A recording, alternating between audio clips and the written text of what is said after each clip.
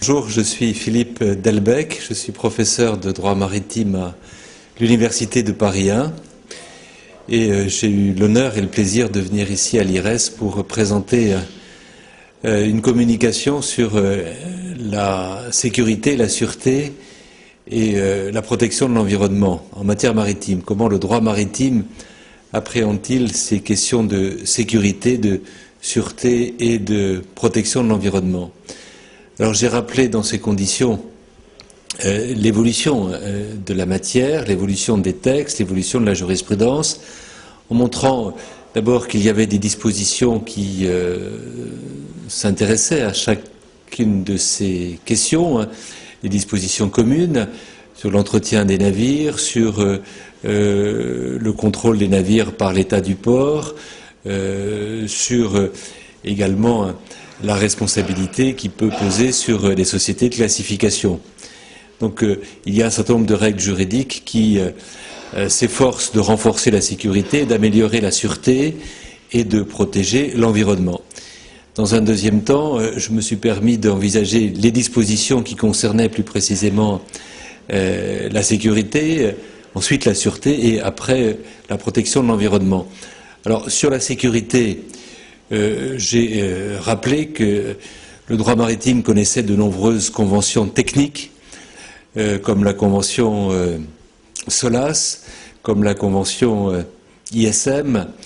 Il y avait de surcroît des conventions techniques plus particulières, par exemple sur les eaux de ballast. Et j'ai pensé également que les conventions plus juridiques, comme les règles de Hambourg ou les règles de Rotterdam, contribuaient dans une certaine mesure à assurer la sécurité maritime, notamment dans les règles de Rotterdam. La cause d'exonération de la compagnie maritime qui trouve son expression dans la faute nautique est écartée. Ensuite, je me suis intéressé aux questions de sûreté, c'est-à-dire aux mesures qui sont prises pour prévenir et réprimer les actes illicites ou la piraterie.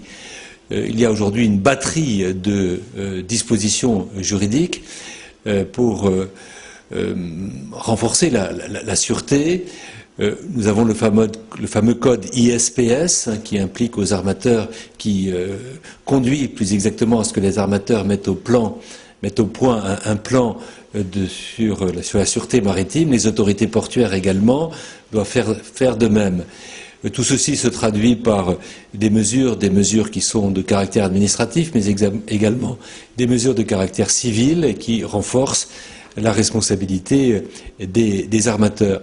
Enfin, j'ai dit quelques mots sur la protection de l'environnement marin. Il y a bien entendu toute une série de conventions internationales, la CLC, les fonds FIPOL, et nous avons aujourd'hui une jurisprudence importante qui est la jurisprudence ERICA, la Cour de cassation ayant consacré le dommage écologique. Et dans le prolongement de l'affaire ERICA, toute une série de règlements européens ont été pris pour, encore une fois, assurer une meilleure protection de l'environnement. Alors ma conclusion, c'est que le droit aujourd'hui a fait des progrès très importants et que les armateurs jouent le jeu et que l'on assure effectivement une grande sécurité, peut-être un peu moins sur le plan de la sûreté, mais une grande sécurité, et la protection de l'environnement marin connaît des progrès considérables. Il y aura sans doute de nouveaux risques, comme les risques qui sont liés aux migrants, aux problèmes de migration, mais là, le droit est sans doute en retard, mais je pense que dans quelques années, le droit aura su résoudre ces nouvelles difficultés.